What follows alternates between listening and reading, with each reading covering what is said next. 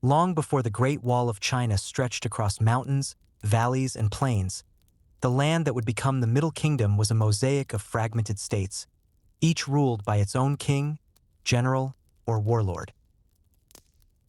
It was an age of constant tension, the Warring States period, when ambition, strategy, and survival were intertwined. In this climate of uncertainty, human ingenuity took a very particular shape. The earliest fortifications, simple yet profound attempts to impose order and protection upon an unpredictable world. These were not the majestic stone walls we imagine today. They were modest earthen barriers, palisades, and rudimentary ditches. Yet they carried within them the seeds of something extraordinary, the enduring dream of a unified, defended land. Time and geography shaped these first walls. Villagers watched the sunrise cresting over the hills and marked the hours with their labor, planting and harvesting according to the rhythm of the seasons. The phases of the moon guided festivals and ceremonies, while the tides and rivers reminded them of the larger patterns of nature. Imagine a farmer in the state of Zhao, standing beside a simple mound of rammed earth, surveying the horizon. Raiders had been spotted the night before. He feels the weight of responsibility. This barrier, though crude, may protect his family and neighbors. Each handful of earth is more than a wall. It is a promise of safety, a tangible manifestation of hope against the uncertainty of conflict. The earliest fortifications were often constructed using materials close at hand: compacted earth, wooden stakes, or stone quarried from nearby hills. They were labor-intensive, requiring community cooperation and careful planning. Builders had to adapt their methods to local terrain, ensuring that rivers, cliffs, and valleys were integrated into the defense. Picture a group of villagers and conscripted laborers working alongside a small detachment of soldiers. They sweat under the sun, layering earth, hammering wooden beams into the soil, and occasionally pausing to rest while surveying the faint silhouettes of enemy scouts on distant ridges. Each person understands that their collective effort could mean the difference between survival and devastation. Yet the early walls were more than mere defense. They were deeply symbolic. They marked boundaries, both physical and political, and demonstrated a community's commitment to mutual protection. Rituals often accompanied their construction. Offerings of food, wine, or incense were made to spirits believed to inhabit the land, asking for safety and success. An elder priestess carefully places a small figurine at the base of a newly built section of wall, chanting a prayer for protection. Around her, families contribute clay, wood, and sweat, participating in a practice that blends survival with spirituality. In this way, the earliest fortifications were as much cultural statements as military structures. Strategic geography was critical. Mountain ranges, rivers, and other natural barriers often dictated where walls were placed. Builders observed the land as both ally and adversary, aligning walls to exploit defensive advantages while also contending with formidable obstacles. A young scout climbs a ridge, binoculars or their primitive equivalent scanning the horizon. She notes where enemy forces might exploit a pass or ford a river. Down in the valley, laborers dig and ram earth to reinforce the weak points, translating her observations into physical protection. The interplay between human foresight and natural topography becomes a central theme in the early history of fortification. During this era, every human involved, from laborers to warriors, from priests to local officials, was intimately connected to the rhythm of the land and the wall.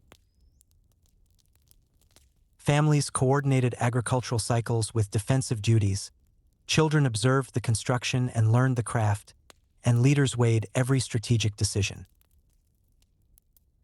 Imagine a young boy carrying a basket of earth to help raise a wall, listening to the tales of the men who had defended the village before him.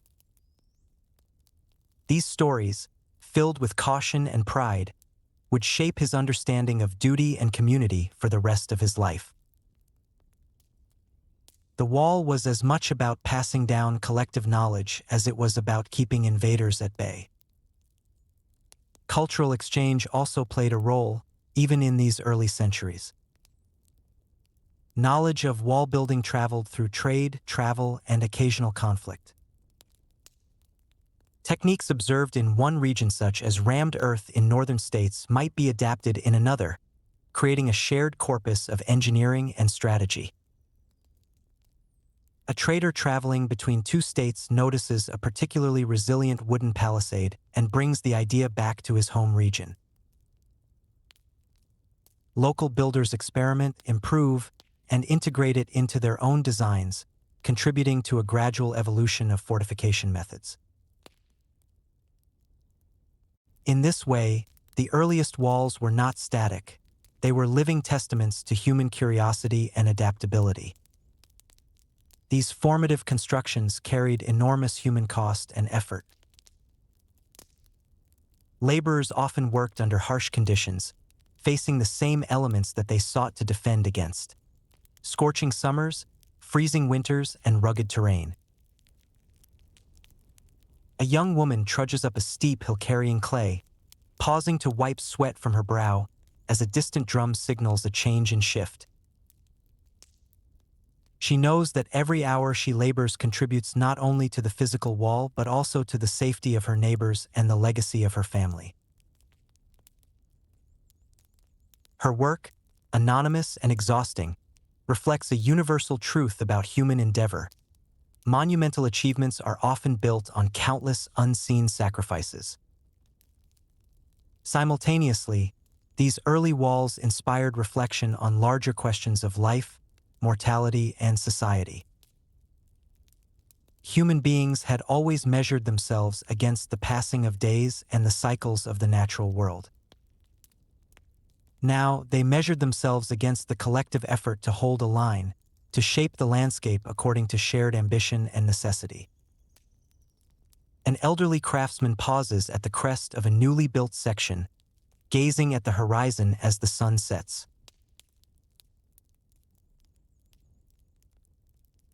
The wall stretches unevenly but purposefully, a line of human determination etched against the backdrop of the natural world.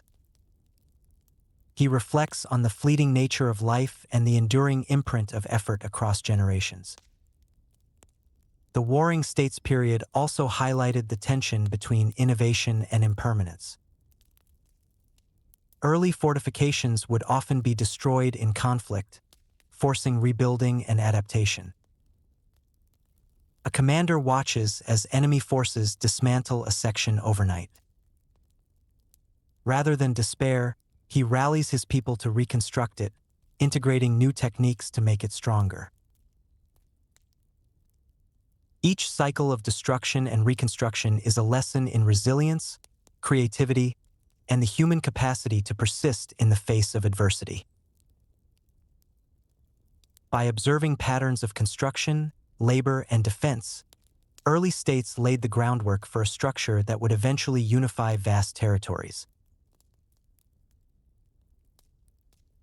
Every mound of earth, every sharpened stake, every watchtower not only protected communities, but also served as a training ground for engineers, architects, and planners who would later contribute to grander visions.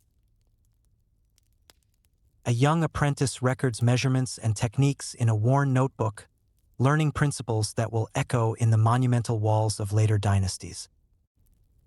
His notebook becomes a bridge between eras, preserving knowledge that might otherwise vanish. Through all these early efforts, the wall was never simply a line of defense. It was a living narrative of human ingenuity, cultural identity, and the desire to harmonize with the natural and social world. Families, villages, and communities intertwined their lives with these fortifications, embedding stories, rituals, and values into every stone and layer of earth. At twilight, a village gathers near the wall, children listening as elders recount tales of bravery, cunning, and cooperation. These oral histories ensure that the wall is as much a repository of human experience as it is a military structure. Even in its earliest form, the wall foreshadowed the ambitions of future dynasties. Leaders recognized the value of scale, coordination, and long-term vision. Laborers, soldiers, and communities internalized lessons of collaboration, resilience, and adaptation. Scholars and historians would later marvel at how such modest beginnings could give rise to a structure visible from space, a marvel of human determination. In a quiet evening, a child sketches the outline of a hilltop wall, imagining a future where these barriers stretch across mountains and rivers. The seed of imagination, nurtured by observation and participation, mirrors the aspirations of entire dynasties to come. By the close of the Warring States era, these foundational walls had achieved far more than defense. They had fostered cultural exchange, human innovation, and social cohesion. They served as both practical infrastructure and symbolic anchor, reminding generations that collective effort could shape both landscape and destiny. The stage was set for the first emperor of a unified China to transform these scattered fortifications into something monumental, a vision that would span centuries, dynasties, and dreams. The story of the Great Wall begins to transform in the era of Qin Shi Huang, the first emperor of a unified China. Where earlier walls had been scattered and regional, the Qin dynasty's vision was grand, ambitious, and absolute. To link, expand, and standardize the fortifications into a continuous line of defense stretching across the northern frontiers. Centralized authority now allowed for coordination on a scale previously unimaginable. The emperor's unification of the Warring States in 221 BCE did not only consolidate territory, it consolidated human effort, labor, and ambition into a monumental enterprise that would define his reign and leave a legacy for millennia. Qin Shi Huang's motives were multifaceted. Defense was paramount. The northern steppes were home to nomadic tribes whose raids threatened the fragile stability of a newly unified empire. But politics, too, played a role. A wall of this magnitude demonstrated the emperor's control over both land and people, a visible symbol of centralized authority. And yet, underlying it all was a practical human concern: protection. Every brick, every tamped layer of earth was intended to safeguard communities, to create space where agriculture, trade, and culture could flourish without constant fear of invasion. Construction methods varied across regions, adapting to the landscape, resources, and local skills. Rammed earth was the most common technique, using compacted layers of soil to create walls thick enough to withstand attack. In areas rich with stone, fortifications took on greater solidity, their facades carved from slabs and stacked meticulously. Bricks were baked and transported, section by section, to fill gaps where natural resources fell short. Imagine a young laborer named Lien, standing on a steep hillside, a basket of earth in hand. Fear of falling battles with pride at the scale of what he is helping to build. With each layer tamped down by hammer and mallet, he feels himself contributing not only to the wall but to history itself, leaving a mark that will outlive his lifetime. Organizing such massive labor forces required ingenuity and discipline. Soldiers were conscripted, peasants drafted, and convicts sent as part of penal labor. Camps and supply chains emerged along the construction lines, creating temporary settlements that pulsed with human energy and exhaustion. In one encampment, a foreman named Zhao notices a section beginning to tilt under the weight of newly compacted earth. With no machinery at hand, he improvises wooden braces, rallying the laborers to work in coordinated shifts. The sun beats down, and dust fills the air, but through their collective effort, the wall holds firm. Their problem-solving, sweat, and coordination become a microcosm of the empire's ambition-human ingenuity meeting monumental scale. Yet, as monumental as the construction was, so too were the sacrifices. Terrain presented constant challenges. Steep cliffs, treacherous rivers, and uneven plains required continuous adaptation. Weather ranged from scorching summers to bitter winters, sapping the strength of workers and slowing progress. Disease spread rapidly among camps, and accidents claimed lives with tragic frequency. A small team works to haul stone across a narrow ridge when one slab slips, narrowly missing a laborer. The team pauses, heartbeats echoing, before resuming, understanding that the wall demands resilience, vigilance, and courage from every hand that touches it. Despite the immense effort, the Great Wall was not only a physical barrier, it became a symbol woven into the cultural memory of China. Tales spread of endurance, cunning, and sacrifice. Stories of laborers who persevered despite injury, of soldiers who defended the wall against overwhelming odds, and of communities that grew around its shadow became part of the shared consciousness. An elderly storyteller recounts to children how a small village managed to repel a raiding party by luring attackers toward a precarious section of wall, collapsing earth in a controlled avalanche. Lessons of strategy, bravery, and communal effort were embedded into folklore, transforming stone and earth into living narratives of human experience. The wall also functioned as a unifying symbol in a newly centralized empire. Regional identities and rivalries that had once defined the warring states were gradually subsumed under a shared purpose. Each section constructed required collaboration across communities, bringing disparate groups into coordinated labor. In one northern province, farmers accustomed to local governance now follow the emperor's orders to transport soil and bricks for miles.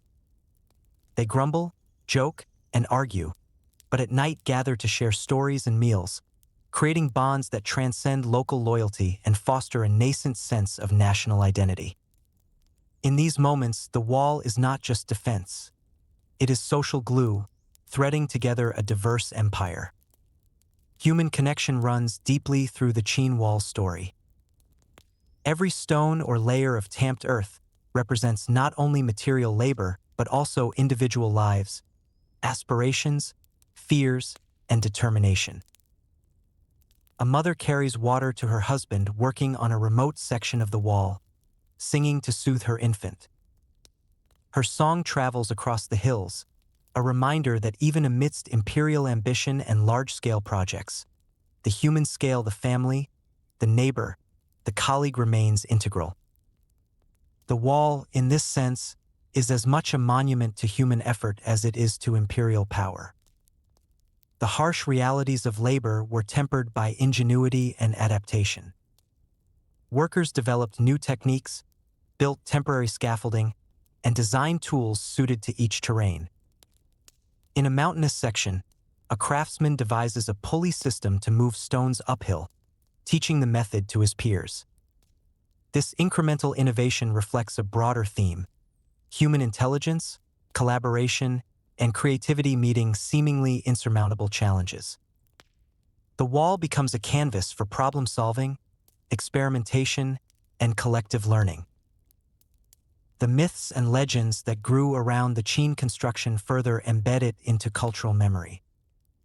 Stories of ghostly apparitions guarding unfinished sections, of brave overseers challenging fate, and of laborers' determination despite supernatural warnings underscore the wall's mystique.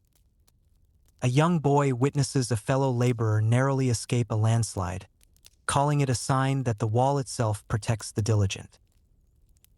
These tales echo through generations, blending history, myth, and moral lesson into the enduring legacy of Qin Shi Huang's vision. The symbolism of the wall extended beyond defense. It communicated imperial authority to distant regions, deterred enemies, and showcased the organizational capacity of a centralized state. A trader crossing northern plains observes the wall from afar, marveling at its scale. The sight alone reassures and intimidates, a physical manifestation of centralized order.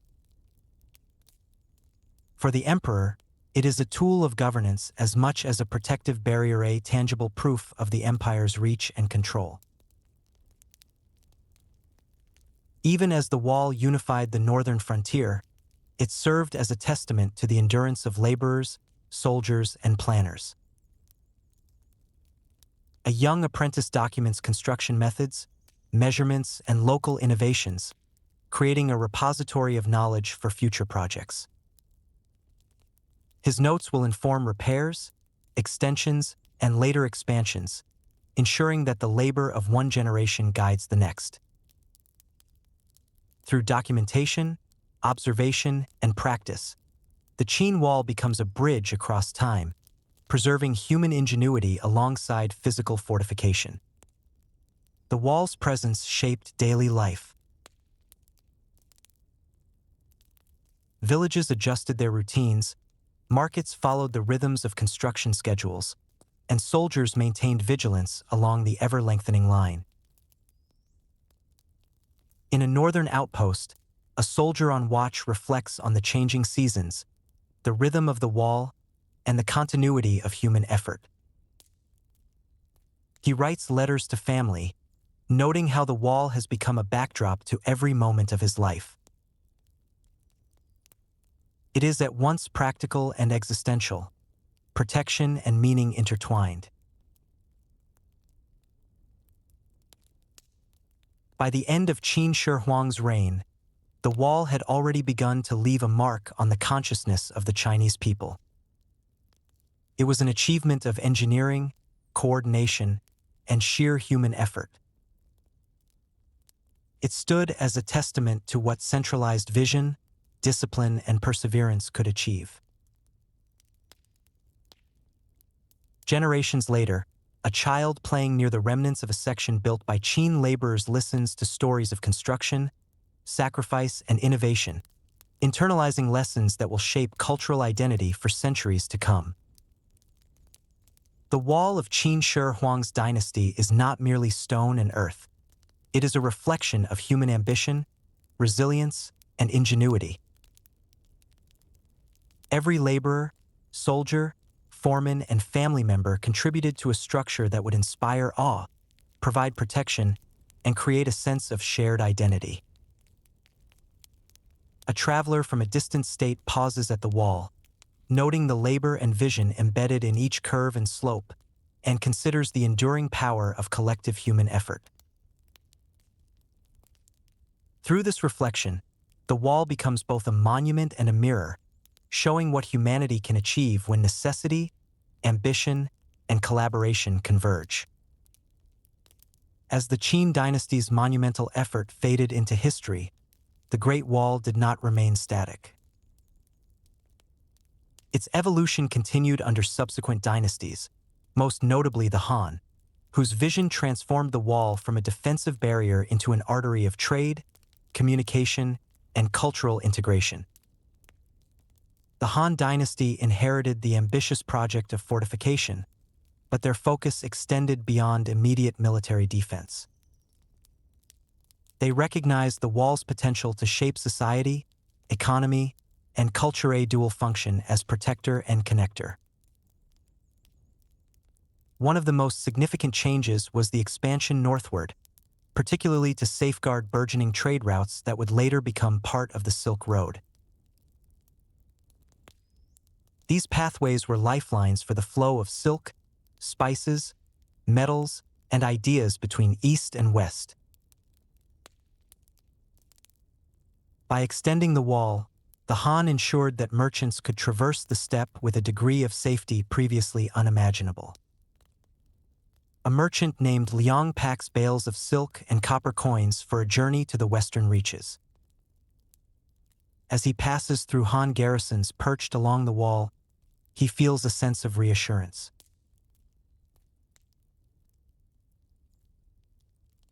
The soldiers stationed at watchtowers and signal posts are not merely defensive, they are conduits for communication, sending smoke and fire signals to relay messages of approaching danger, market updates, or even political edicts. Liang's caravan moves with a rhythm shaped by both the wall and the soldiers who patrol it, reflecting an early fusion of infrastructure, commerce, and human coordination. The wall's Han extensions incorporated sophisticated military technology. Watchtowers were placed at regular intervals, allowing sentinels to observe vast stretches of land.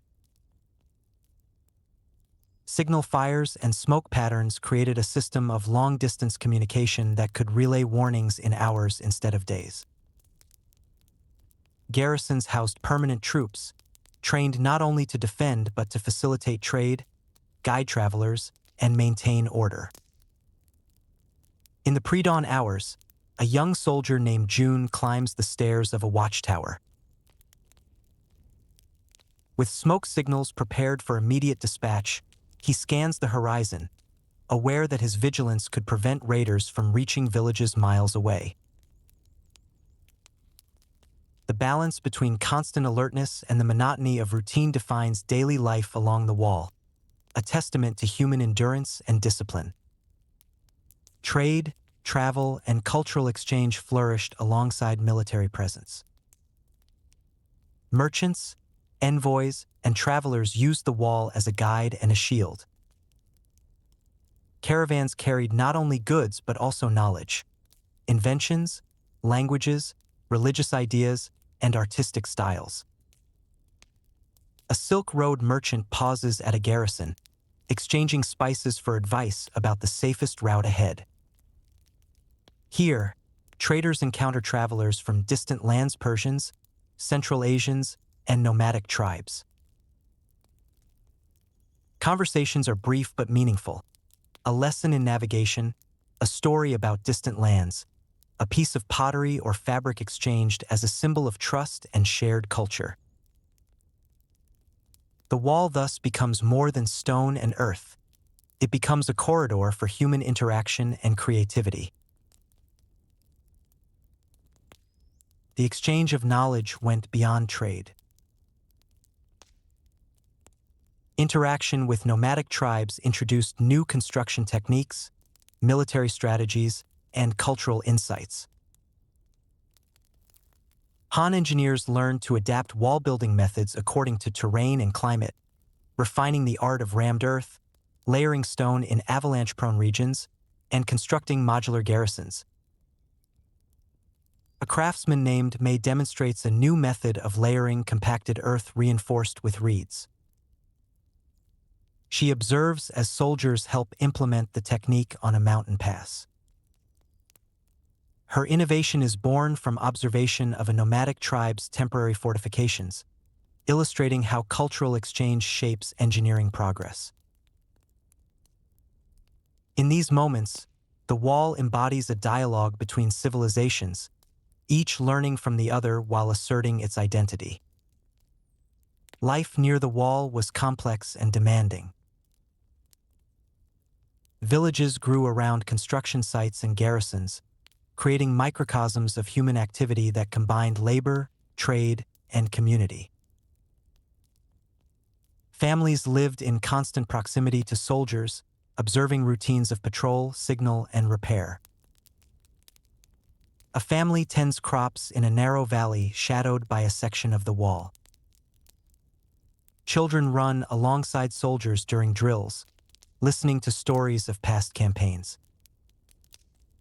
Villagers develop a deep connection to the wall. It shapes their routines, defines their horizons, and enters their narratives of belonging and survival. The human cost of expansion remained immense. Soldiers endured harsh climates, relentless training, and long periods of separation from families. Laborers, including conscripted peasants, bore the physical strain of construction, moving tons of earth and stone across unforgiving terrain. A foreman named Liang coordinates a team moving boulders along a mountainside. One worker slips and falls, prompting an immediate response from his peers. Despite fatigue, danger, and scarcity of medical aid, the labor continues. These sacrifices, often unrecorded in official histories, constitute the silent backbone of the wall's enduring legacy. The wall's symbolic power grew alongside its practical function. It represented imperial authority, protection, and cohesion, yet it also embodied collective human effort. Each stone and layer of earth was a testament to ingenuity, labor, and coordination across generations. At night, a storyteller named and recites tales of heroism and endurance around a garrison fire.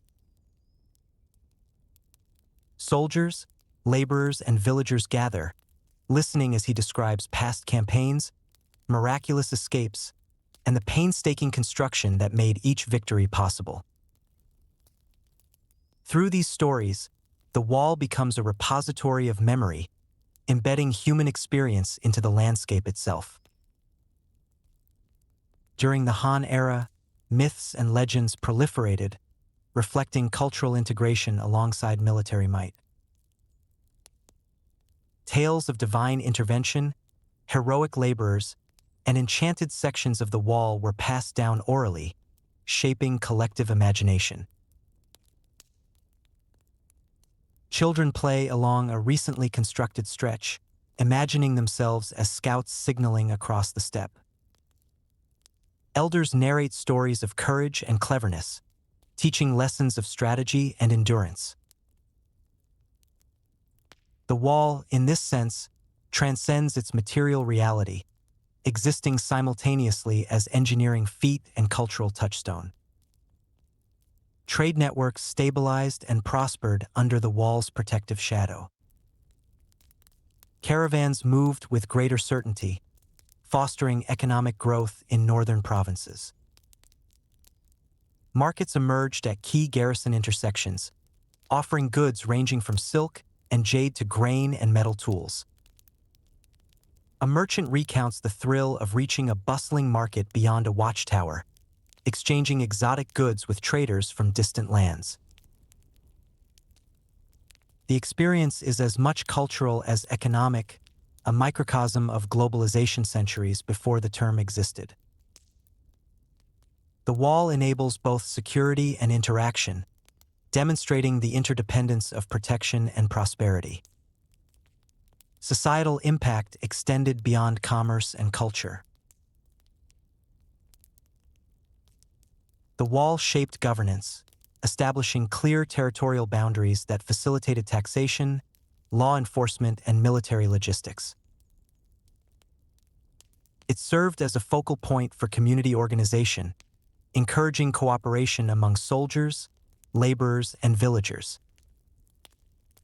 A local magistrate oversees supply distribution to a construction crew, coordinating rations, tools, and rest schedules. His administrative skill ensures efficiency, while the wall provides the stage for disciplined social order, a precursor to later bureaucratic sophistication in China. By the end of the Han Dynasty, the wall had become a complex, multifunctional system: defensive structure, trade enabler, cultural bridge, and social organizer.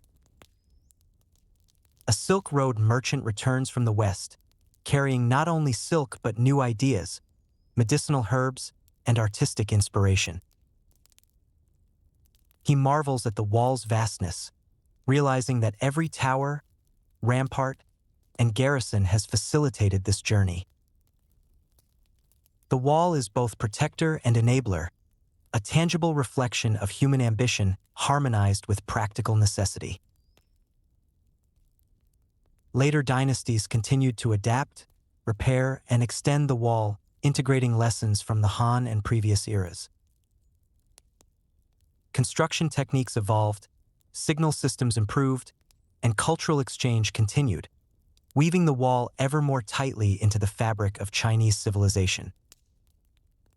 A craftsman in the Tang Dynasty studies old Han manuals, replicating techniques while adding innovations. His work honors past laborers while anticipating the needs of future generations.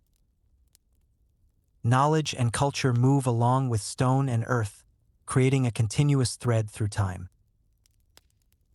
The human story remains central to understanding the wall's enduring significance.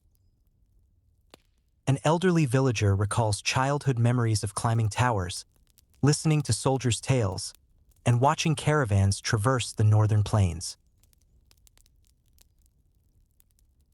In these memories, labor, trade, culture, and imagination converge, emphasizing that monumental structures are not just stone, they are lived experiences, shared histories, and continuous narratives of human resilience. Through centuries of construction, maintenance, and use, the wall evolved into a dynamic, multifunctional monument. Its stone and earth tell the story of ambition, collaboration, and adaptation. At sunset, a young scholar climbs a section built during the Han Dynasty, reflecting on the interplay of human effort, geography, and purpose.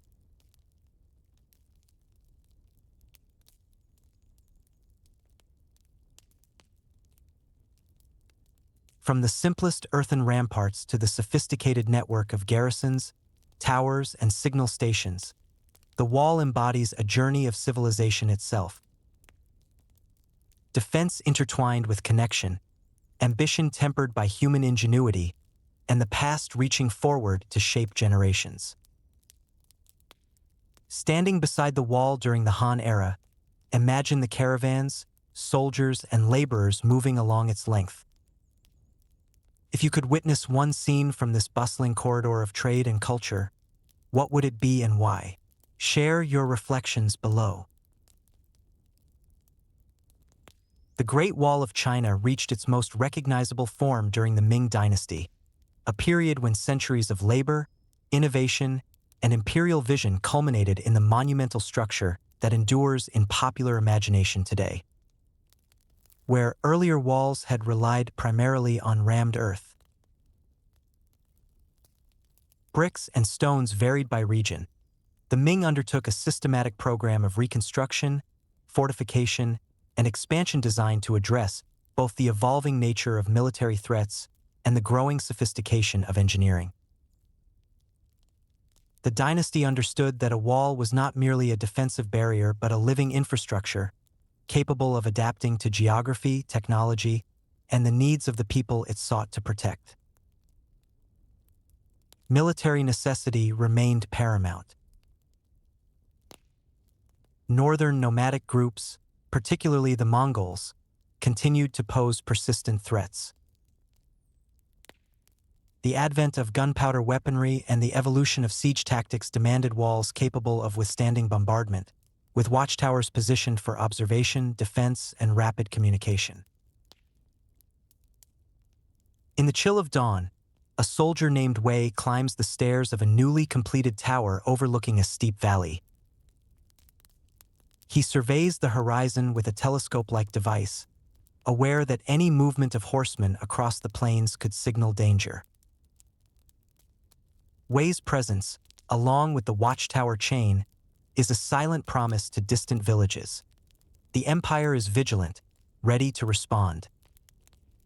Construction techniques advanced dramatically under the Ming. Stone and bricks were used extensively, with layers of mortar binding them into resilient structures.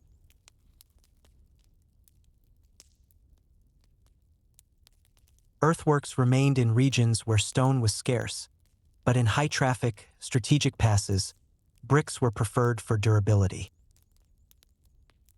A mason named Li experiments with a new method to stabilize a cliffside section. He stacks stones in a herringbone pattern, reinforced with local clay and sand, while assistants haul bricks up a narrow incline. Each adjustment reflects a careful balance between physical necessity and architectural ingenuity. In this labor, one can glimpse the marriage of art and engineering that defined the Ming Wall: utility and aesthetic, strength and elegance.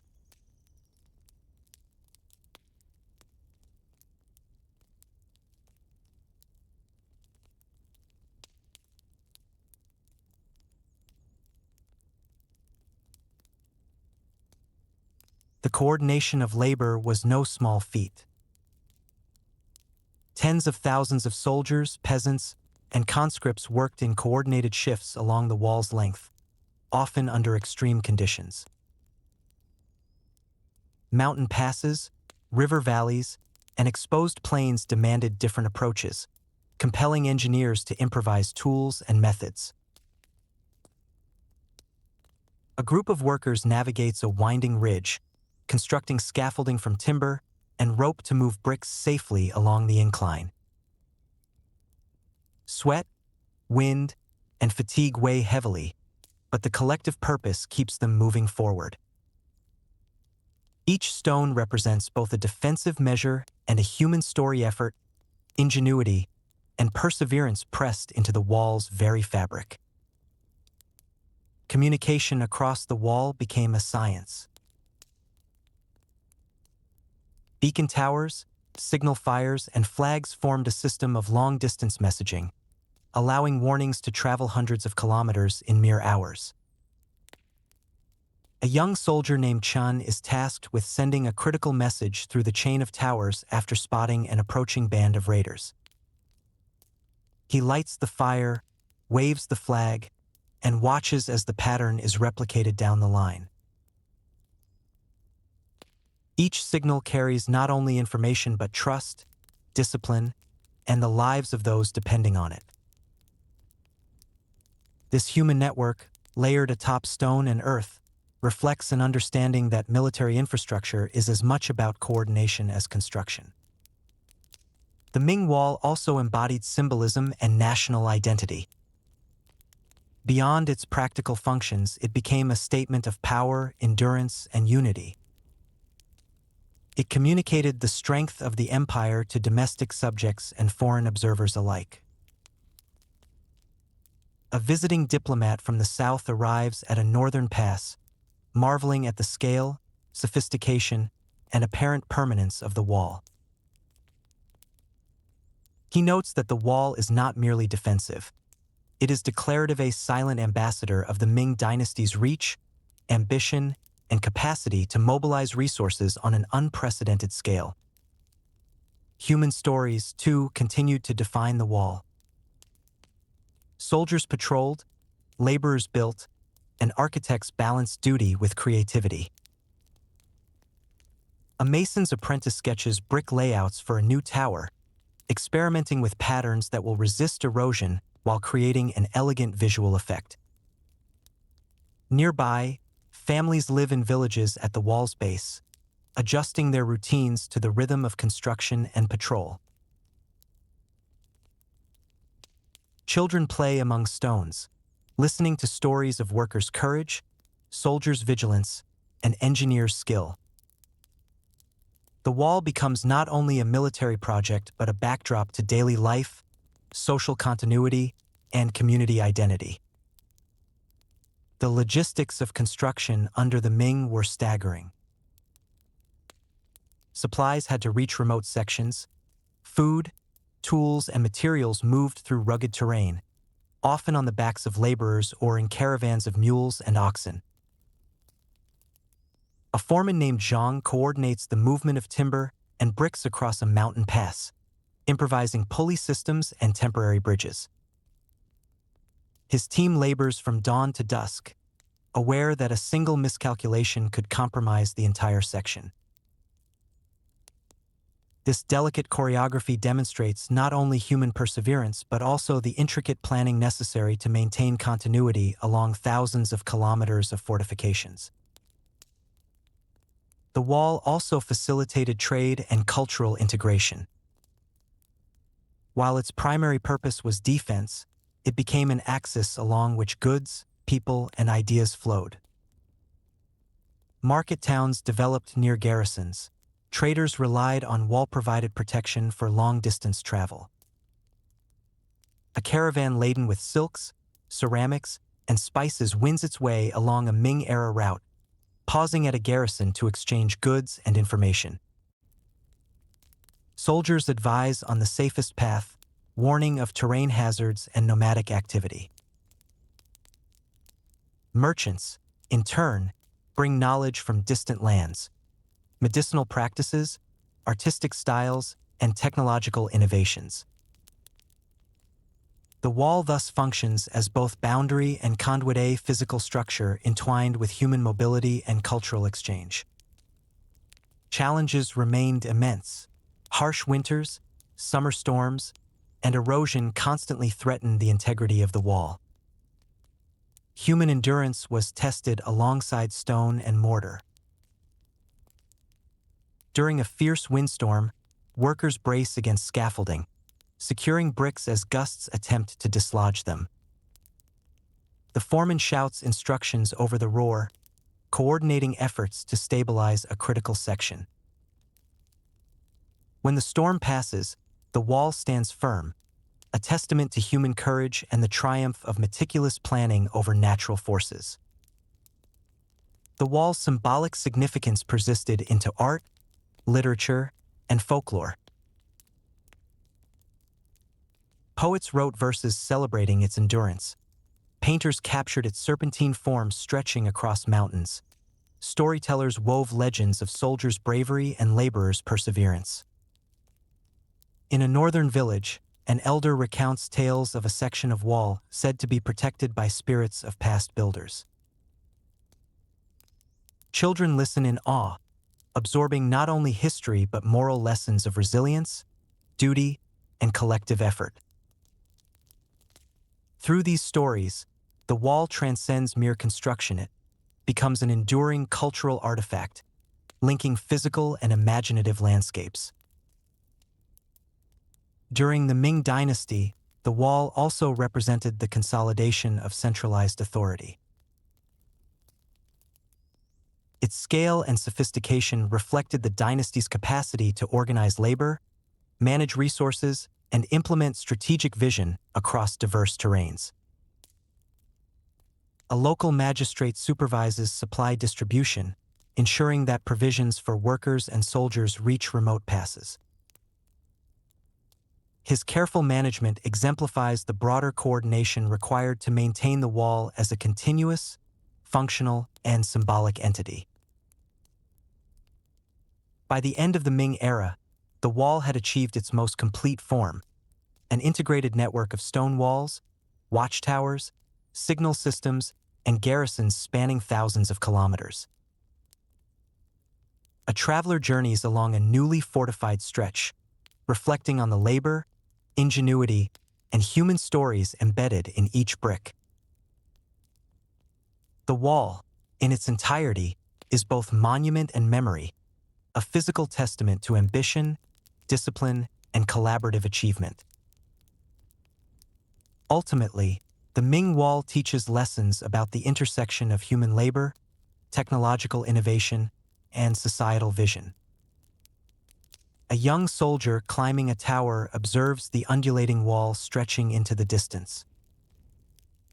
He feels the weight of centuries, lives spent, skills honed, knowledge passed down.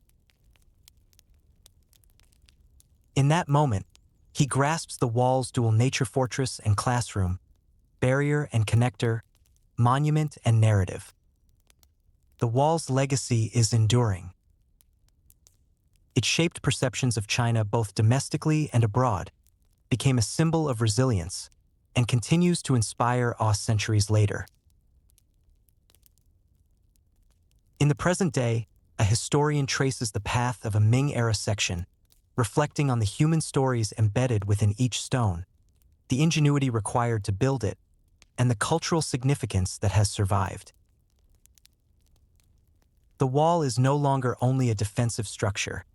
It is a bridge across time, linking the past with modern imagination, scholarship, and heritage.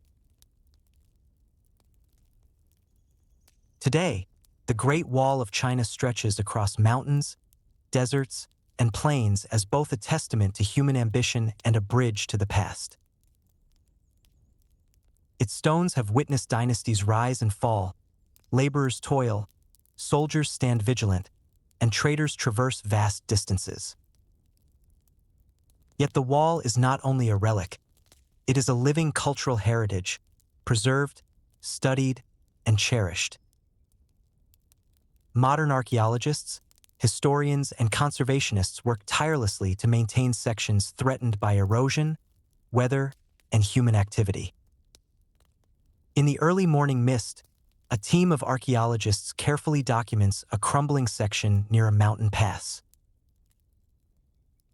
They measure erosion patterns, photograph stone placements, and make notes for restoration. A worker gently lifts a brick, examining the centuries of wear before setting it back with care. Every action respects the countless hands that shaped the wall long before, highlighting the dialogue between past and present. Preservation is more than a technical endeavor, it is a conscious effort to safeguard collective memory. A restorer, Li Mei, applies traditional mortar techniques, blending modern tools with historical methods to maintain authenticity. She reflects on the ingenuity of Ming-era masons who balanced functionality and aesthetics in every brick. By honoring their methods, Li Mei and her colleagues ensure that contemporary visitors can experience the wall much as it was centuries ago. Each repaired stone carries a dual narrative: the original labor and innovation, and the modern commitment to memory. Tourism brings the wall to life in a different, yet equally meaningful way. Visitors from across the world walk its undulating paths, climb its towers, and peer across the valleys once patrolled by soldiers. A young traveler named Yara ascends a steep section at sunrise, imagining the laborers hauling bricks along the ridge, soldiers scanning the horizon, and caravans threading the northern trade routes. She pauses, placing her hand on the rough stone, sensing the weight of centuries. Through this tactile connection, the past becomes palpable, and the wall transcends history books. It becomes an immersive experience of human effort, endurance, and ingenuity. The wall also serves as a powerful metaphor in modern culture. It symbolizes endurance against the forces of time, boundaries both physical and conceptual, and the extraordinary lengths to which humans will go to achieve a shared vision. Artists, writers, and filmmakers have drawn inspiration from its winding path, integrating the wall into narratives of ambition, struggle, and triumph. An illustrator sketches the wall stretching over mist-covered mountains, imagining stories of builders, soldiers, and travelers. Each brushstroke conveys both physical reality and the intangible human spirit embedded within the wall. Similarly, poets and authors often use the wall to meditate on perseverance, legacy, and the passage of time. The human connection across millennia is perhaps the wall's most profound dimension.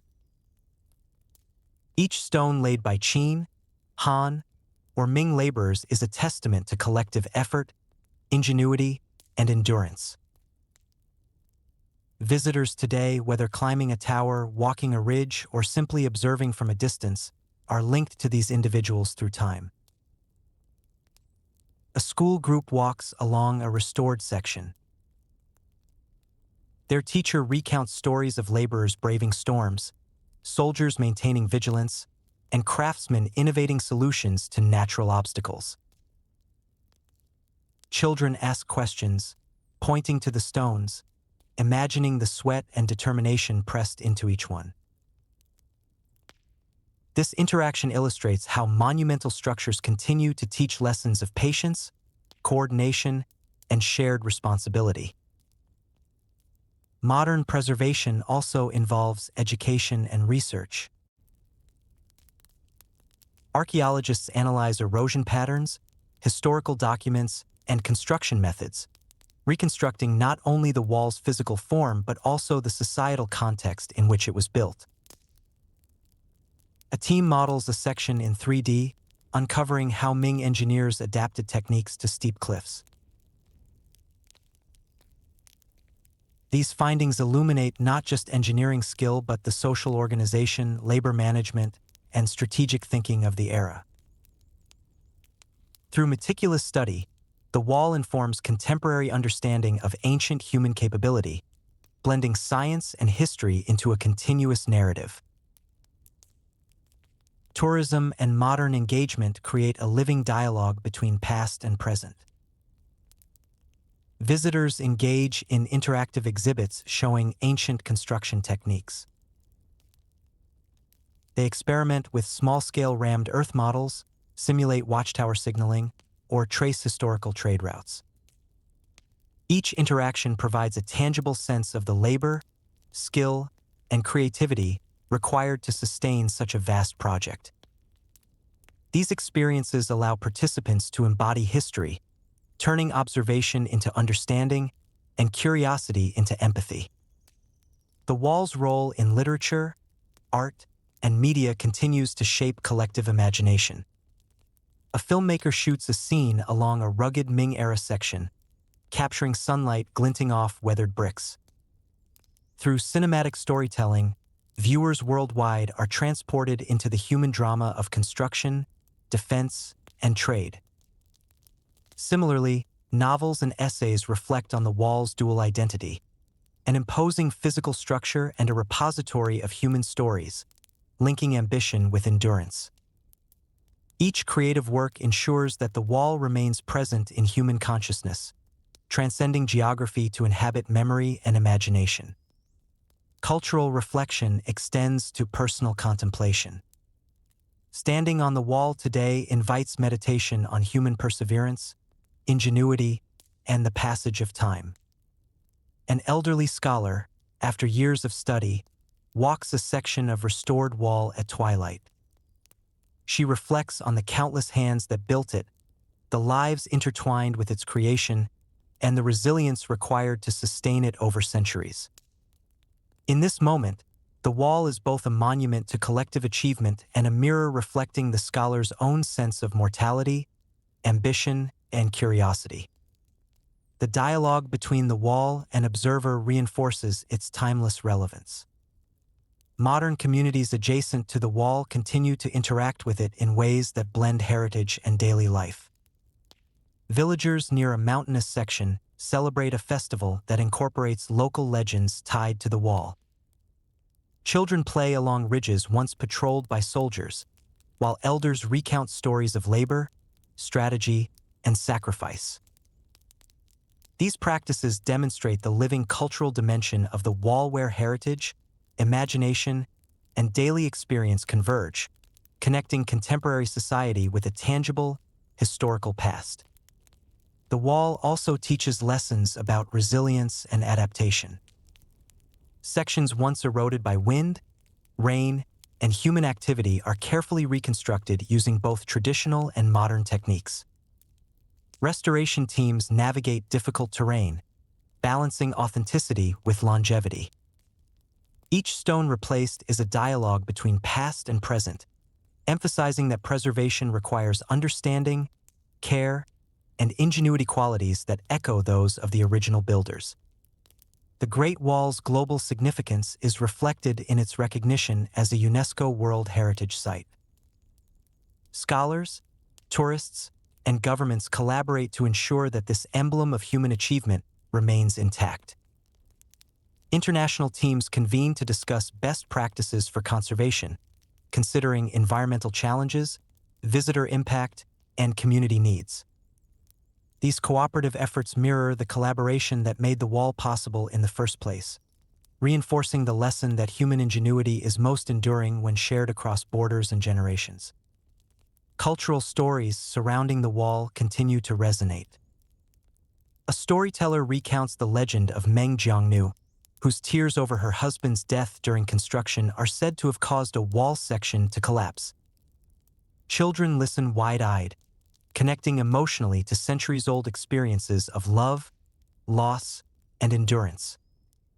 Through such tales, the wall's history becomes intimate, embedding human emotion into its vast, physical expanse. The wall's symbolism also informs contemporary reflections on boundaries physical, societal, and personal.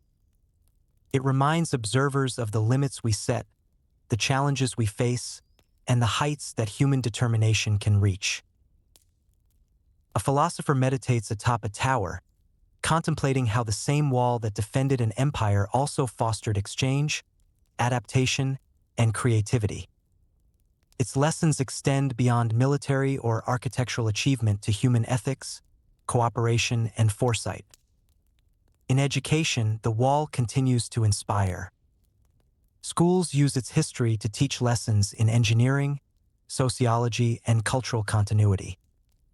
A classroom projects a scale model of the wall, simulating signal fires and trade routes. Students explore the intersection of physical structure, social coordination, and cultural meaning, learning that monumental projects embody both practical and human dimensions. The wall's enduring relevance is also evident in tourism-driven economic development. Small villages benefit from visitors, creating artisan markets and cultural programs that honor traditional crafts. Through commerce tied to heritage, the wall sustains both culture and livelihood, ensuring that preservation serves communities as well as history. Finally, reflection invites us to consider the human spirit that created the wall. A young traveler pauses at sunset on a restored Ming section, imagining the laborers, soldiers, architects, and villagers of centuries past. She feels a connection that transcends time, an understanding that human persistence, collaboration, and imagination can shape landscapes, societies, and memory.